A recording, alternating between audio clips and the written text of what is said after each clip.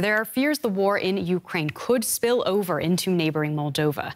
The two countries share a long border, and the small East European nation includes a breakaway region called Trans-Dniester, which is controlled by separatists who are backed by Russia. The Moldovan prime minister says her country is facing a dangerous moment following a string of explosions in the rebel territory. DW's Christine Mundra reports. Valentina Tomasz is preparing to return to work after the Easter break. She's the principal of this primary school in Dniester, a small village on the border of the Trans-Dniester region. In 1992, she herself had to leave her home here when Moldova fought a brief war against Russian-backed separatists. That conflict ended with Trans-Dniester breaking away from Moldova and declaring its own independence. But it's never been officially recognized by any country. Today, Valentina Tomasz says the war in Ukraine worries her, and she's afraid for her future. When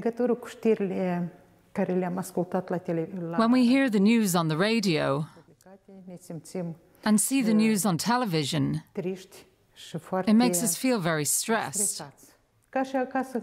I feel stressed.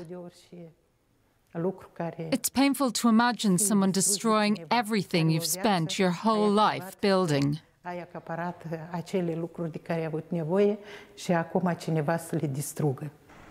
prospect of that seems more real today. Trans-Dniester is only a short distance from Dniester, and a string of explosions there this week has raised the tension in all of Moldova.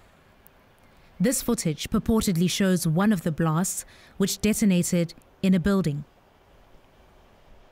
Just on the other side of this water is Trans-Dniester, and following those explosions, the authorities have placed the region under the highest security alert level. What that means is that people can only go in and out of Trans-Dniester if it is deemed necessary. As yet, no one has claimed responsibility for the explosions, but many in Moldova suspect Russian involvement. As does Julian Groza, who used to be the country's deputy foreign minister. These are a series of types of provocations which basically have the main objective to incite, to spread panic, to destabilize the region, because Russia, Kremlin and special forces would like to have a more loyal administration in the Trans-Dniester region that would follow the orders, whatever the orders they can have in the war they have on Ukraine now. It's not clear if Trans-Dniester will be dragged into Russia's war with Ukraine. But for her part, Valentina Tomasz hopes peace will prevail for the sake of the children she is teaching.